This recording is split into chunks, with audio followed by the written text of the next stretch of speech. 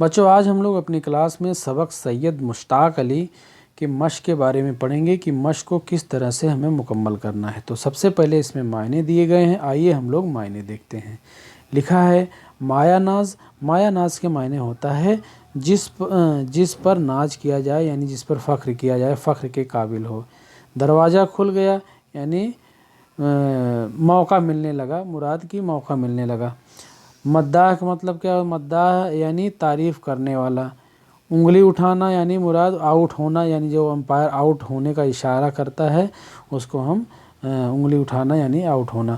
وضع دار یعنی وضع کا پابند، اپنے طور طریقے پر قائم رہنے والا۔ پرکس کے معنی اپنی طرف کھینچنے والا، خوبصورت۔ پرکس کے معنی خوبصورت، جو اپنی طرف اٹریکٹ کرے۔ وزڈن کے معنی کیا ہوتا ہے؟ وزڈن کے معنی ہوتا ہے نامی گرامی انگلستان کا ادارہ۔ یہاں لفظ آیا ادارہ۔ ادارہ کے معنی ہوتا ہے سوسائٹی یعنی تنظیم، یعنی انگلستان کا کوئی ادارہ سوسائٹی ہے جس میں کرکٹ کے قابل ذکر ریکارڈ درج کیے جاتے ہیں اور بہترین کھلاڑیوں کو اعزازات دیا جاتا ہے، یعنی وہاں سے انعام بھی ملتا ہے اور وہاں ریکارڈ وغیرہ کرکٹ سے ریلیٹڈ وہاں پہ رکھے جاتے ہیں۔ پھر ہے مبصر۔ مبصر کے معنی ہوتا ہے تبصرہ کرنے والا یعنی جانکار۔ وقار کے معنی ہوتا ہے عزت یعنی قدر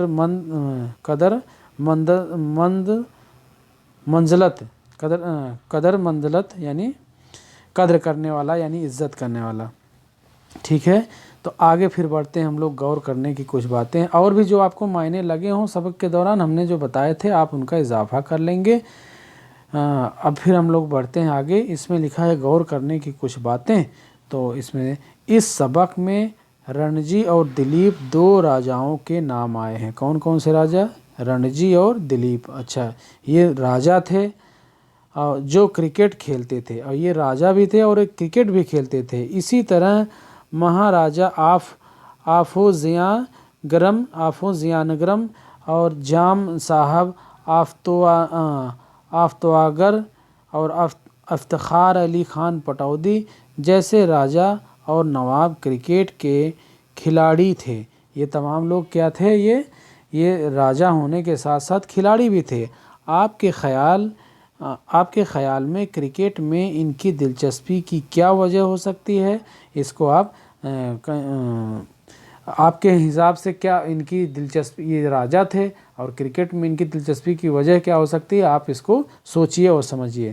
بھائی ہو سکتا ہے اس سمے ہمارا ملک ہندوستان انگلستان کا غلام تھا اور یہ راجا مہاراجا لوگوں کی گفتگو یا بات چیت یا ان کے چال مطلب ان کا رہن سہن، ان کی تہذیب تھوڑا بہت سیکھتے تھے، تو وہیں سے یہ گیم بنا ہے۔ تو ہو سکتا ہے اس وجہ سے یہ لوگ کھیلنا پسند کرتے رہے ہوں۔ تو جو بھی ہو اس کو آپ اپنے سے اور پڑھیں گے سمجھیں گے۔ آگے بڑھتے ہیں ہم لوگ۔ لکھا ہے سوچیں اور بتائیں سید مشتاق علی کس ٹیم کے جانب سے کرکٹ کھیلتے تھے؟ پہلا سوال ہے مشتاق علی کس ٹیم کے جانب سے کرکٹ کھیلتے تھے؟ اس میں لکھیں گے ہم لوگ مشتاق علی اندور کی ہولکر ٹیم کے جانب سے رنجی میچ کھیلتے تھے اور بعد میں ان کا انتخاب ہندوستانی ٹیم کے لیے ہو گیا تھا۔ ٹھیک ہے، تو اس طریقے سے یہ ہمارا جواب ہو جائے گا۔ دوسرا سوال کیا ہے؟ مشتاق علی کے کھیل کی کیا خصوصیت تھی؟ ان کی خصوصیت کیا تھی یعنی خاصیت کیا تھی کھیلنے کی؟ مشتاق علی دائیں ہاتھ سے بلے بازی کرتے اور بائیں ہاتھ سے بالنگ پھینکتے تھے اور ان کے کھیلنے کا انداز دوسروں سے الگ تھا۔ ان کی خود کی اپنی کھیلنے کی تکنیک تھی، اپنے قدموں کا توازن کرتے ہوئے آگے بڑھ کر کھیلنا اور گیند کو باؤنڈری کے باہر پہنچانا ان کا خود کی اپنی کھیلنے کی ایک خصوصیت تھی۔ اس طریقے سے ہم لکھ لیں گے۔ تیسرا سوال کیا ہے؟ مانچسٹر میں مشتاق علی کا کھیل دیکھ کر انگریز مبصر نے کیا کہا؟ जब मैनचेस्टर में ये खेल रहे थे तो उस समय अंग्रेज मुबस्सिर ने यानी तबसरा करने वाले ने क्या कहा था, इसके जवाब में लिखेंगे हम, मैनचेस्टर में मुश्ताक अली का खेल देखकर अंग्रेज मुबस्सिर ने कहा कि रणजी और दिलीप सिंह के देश से एक जादूगर बल्लेबाज आया है। ठीक, बस इतना ही लिखेंगे। क्या लिखेंगे, मैनचेस्टर में मुश्ताक अली का खेल देखकर अंग्रेज मुबस्सिर ने कहा कि रणजी और दिलीप सिंह के देश से एक जादूगर बल्लेबाज आया है। चौथा सवाल है, हुकूमत हिंद ने मुश्ताक अली की खिदमत का एतराफ़ किस तरह किया, यानी कि इनको कौन कौन से इनामात दिए हुकूमत हिंद ने। तो इसमें हम लिखेंगे, हुकूमत हिंद ने मुश्ताक अली की खिदमत का एतराफ़ 1964 में 1964 यानी 1964 में उन्हें पद्म श्री का एजाज़ देकर किया। इसके अलावा उन्हें CK नायडू अवार्ड भी दिया गया। ठीक, तो इस तरीके से ये हम लिख लेंगे, चूँकि हुकूमत हिंद की तरफ से यानी हिंदुस्तान की तरफ से इनको यही 2 अवार्ड मिले थे। तीसरा सवाल क्या है, एक ऐसे वाक़ये का जिक्र कीजिए जिससे अवाम में मुश्ताक अली की मकबूलियत ज़ाहिर हो। एक ऐसे वाक़ये के बारे में हमें ज़िक्र करना है जिससे अवाम में इनकी मकबूलियत ज़ाहिर हो। तो इसमें जो हम लोगों ने सबक के दौरान पढ़ा था, एक ऐसा वाक़या हम लोगों ने पढ़ा था, तो इसके जवाब में हम लोग लिखेंगे, इंग्लिस्तान में काउंटी के ख़िलाफ़ ओवल के मैदान में, काउंटी क्या जगह थी, तो इंग्लिस्तान में यानी इंग्लैंड में काउंटी के ख़िलाफ़ यानी कि वहाँ की टीम के ख़िलाफ़ ओवल के मैदान पर खेलते हुए मुश्ताक अली ने खेल के जज्बे की शानदार मिसाल पेश की। उस मैच में मुश्ताक अली स्लिप में उन्होंने एक कैच पकड़ा था जो कि कैच पूरा नहीं हुआ था, लेकिन मुश्ताक अली ने अंपायर को बताया कि कैच पूरा नहीं हुआ है, जबकि अंपायर ने उस खिलाड़ी को आउट करार दे दिया था। लेकिन मुश्ताक अली के ज़मीर ने ये गंवारा नहीं किया। उन्होंने बताया कि कैच पूरा नहीं हुआ है। तो इस तरीके से उनकी ईमानदारी पर लोगों में उनकी मकबूलियत और बढ़ गई, यानी वहाँ इंग्लिस्तान के लोग उन्हें और अच्छी तरीके से जानने लगे और हमारे मुल्क हिंदुस्तान के वक़ार को उन्होंने बढ़ा दिया, यानी इज़्ज़त को बढ़ा दिया। तो इस तरीके से बच्चों हम लोग ये जवाब लिख लेंगे। अब हम लोग आगे बढ़ते हैं। दिया है नीचे दिए गए लफ्ज़ों को जुमले में इस्तेमाल करना है, यानी वाक्य प्रयोग करना है। गवारा, जैसा कि अभी हम लोगों ने पढ़ा कि मुश्ताक अली के ज़मीर ने ये गवारा नहीं किया, यानी उनका दिलो दिमाग, ज़मीर मतलब उनका दिलो दिमाग जो है गवारा नहीं किया, यानी सही नहीं, अच्छा नहीं समझा। तो इस तरीके से इसको हम वाक्य प्रयोग कर लेंगे।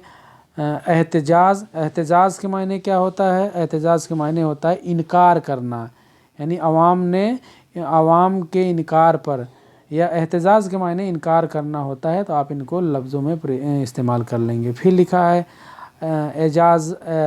एजाज़ा यानी पुरस्कार यानी इनाम। तो इसको हम इस्तेमाल कर लेंगे कि मुश्ताक अली को हुकूमत हिंद की तरफ से तमाम सारे एजाज़ दिए गए। फिर क्या लिखा है?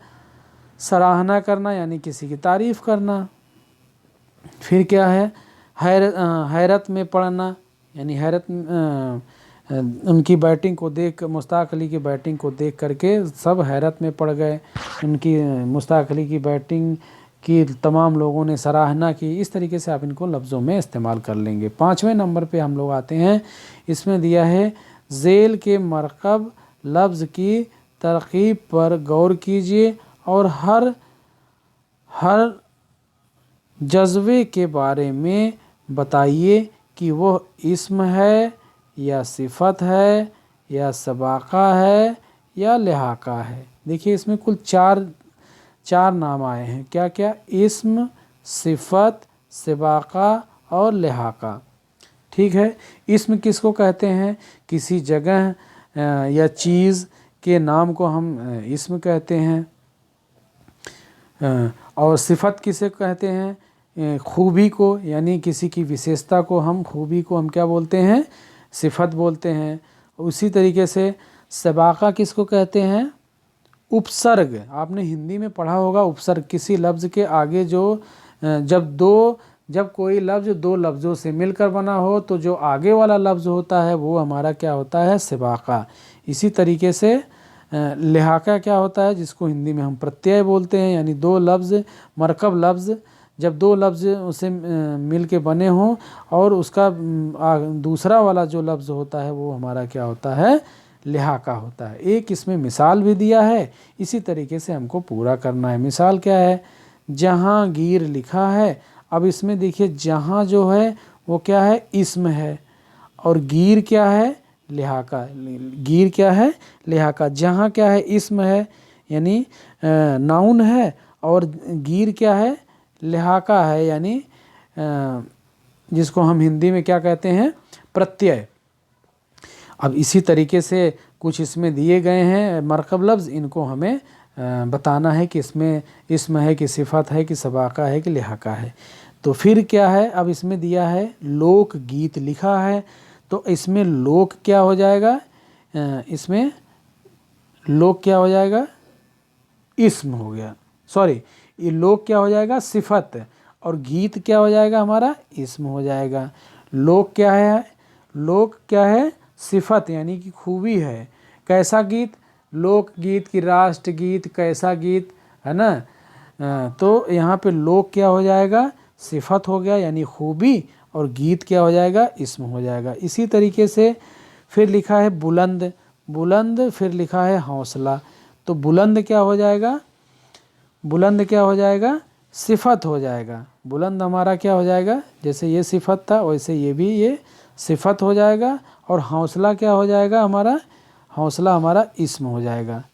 ठीक है, तो बुलंद हमारा सिफत हो गया, हौसला हमारा इस्म हो गया। फिर लिखा है बल्लेबाज। तो बल्ला एक लफ्ज़ हो गया और बाज एक लफ्ज़ हो गया। तो बल्ला क्या हो गया? बल्ला हमारा इस्म हो गया। बल्ला तो किसी जगह या चीज़ के नाम को हम इस्म कहते हैं, तो बल्ला क्या है? चीज़ है कोई, तो ये हमारा इस्म हो गया। और बाज क्या हो गया? बाज यहाँ पर लिहाका हो गया, यानी प्रत्यय। ठीक है, तो बाज हमारा यहाँ पे क्या हो जाता है? लिहाका हो जाता है। ठीक है, ये ऐसे बना देते हैं ताकि आप लोगों को समझने में आसानी हो। हाँ, फिर क्या है? जादूगर। अब यहाँ पे जादू लफ्ज़ आया है, तो जादू क्या हो जाएगा? जादू हमारा इस्म हो गया। जादू क्या है? इस्म हो गया। और गर क्या हो जाएगा? गर भी लिहाका हो गया, यानी प्रत्यय हो गया। इसी तरीके से फिर यादगार है, तो याद हमारा क्या हो जाएगा? याद हो जाएगा, इस्म हो जाएगा, और गार क्या हो जाएगा? हमारा लिहाका हो जाएगा। फिर क्या है? अहद नामा। तो अहद अलग लफ्ज़ है, नामा अलग है, तो अहद क्या हो जाएगा? अहद हमारा इस्म हो गया। अहद हमारा इस्म हो गया, और नामा क्या हो जाएगा? नामा हमारा लिहाका हो जाएगा। अहद नामा, बाबर नामा, जहांगीर नामा, कोई भी नामा, तो ये हमारा क्या हो जाएगा? लिहाका हो जाएगा। आखिरी है पुरकश। दो लफ्ज़ों से मिलकर बना है। पुर हमारा क्या हो जाएगा? पुरकस, हाँ, दिलकश। तो यहाँ पे देखिए पुर क्या हो जाएगा? सेबाका हो जाएगा। पुर क्या हो जाएगा? यहाँ पे सेबाका, यानी उपसर्ग हो जाएगा। और कस हमारा क्या हो जाएगा? सिफत, यानी खुसूसियत है ना, कैसे है? खूबसूरत है, मतलब कस, पुरकस, यानी यहाँ पे कश क्या हो जाएगा? ये हमारी खुसूसियत बतला रहा है, इसलिए ये सिफत हो जाएगा। और पुर क्या हो जाएगा? सेबाका हो जाएगा। तो इस तरीके से ये हमारा सिबाका और लिहाका हो गया, इस्म हो गया, सिफत हो गया और सिबाका हो गया और लिहाका हो गया। इसको आप देख करके अपनी कॉपी में आराम से अच्छे से साफ साफ लिख लेंगे। ये तो हमने ऐसे बता दिया। अब एक बार फिर एक बार हम बताते चल रहे हैं कि इस्म क्या है। किसी जगह या चीज़ के नाम को इस्म कहते हैं, जिसको हम नाउन पढ़ते हैं इंग्लिश में। सिफत किसको कहते हैं, किसी की खूबी या अच्छाई यानी जिसको जो विशेषता बतलाते हैं जो लफ्ज़, उनको हम सिफत बोलते हैं। और सिबाका किसको कहते हैं, जिसको हम हिंदी में कहते हैं उपसर्ग, यानी दो लफ्ज़ जब से मिलकर कोई लफ्ज़ बना होता है, जो आगे वाला हिस्सा होता है उसको हम सिबाका कहते हैं, और जो पीछे वाला लफ्ज़ होता है उसको हम लिहाका बोलते हैं। जब दो लफ्ज़ मिलकर बने हों और जो पीछे वाला लफ्ज़ जो होता है उसको हम लिहाका कहते हैं। तो इस तरीके से सिबाका लिहाका हो गया बच्चों। अब इस तरह से हम लोगों का ये एक्सरसाइज ख़त्म होती है। तो अब मिलते हैं हम लोग अगली क्लास में। तब तक के लिए बच्चों जय हिंद जय भारत।